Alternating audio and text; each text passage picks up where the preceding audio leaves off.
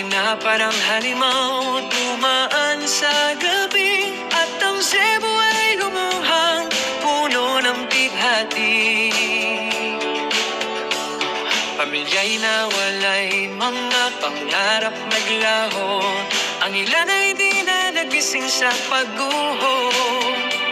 Sa gitna ng dilim, naghanap ng tulong, pero ang mundo'y tila napakabagal gumulong.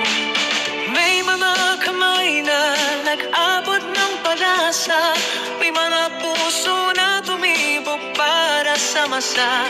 Kahit sugatan, kahit pagod at luhan, nagtinginan at naghawakan, sama-samang lumaban.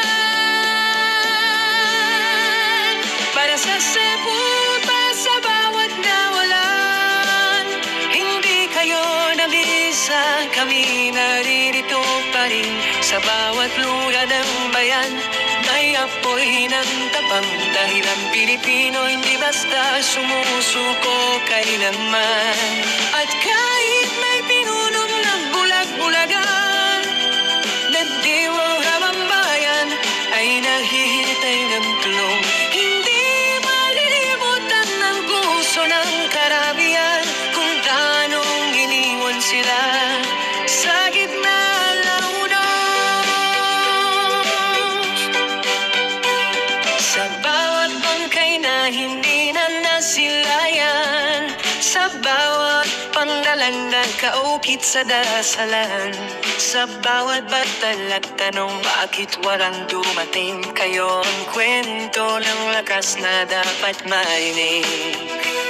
Hindi pera o kabilin ang tunay na sukatan, kundi ang pagdamay sa oras ng pagkawasak ng bayan. At ang lider na tunay ay kasama sa hirap, hindi nagbibilang ng milyon, habang tao'y lumulubog sa dagat.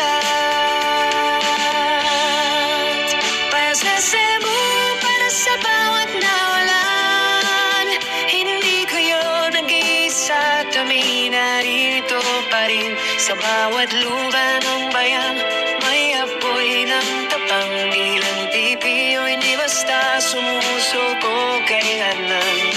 At kahit may pinunong nagbulag-bulagan, nabiwang hambayan ay naghihintay ng tulong. Hindi malilimutan ng puso ng karamihan kung tanong iniwan sila sa gitna ng unos.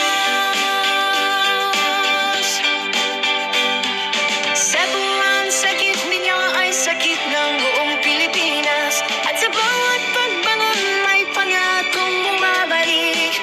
Hindi man kayo natulungan, dapat na tumulong.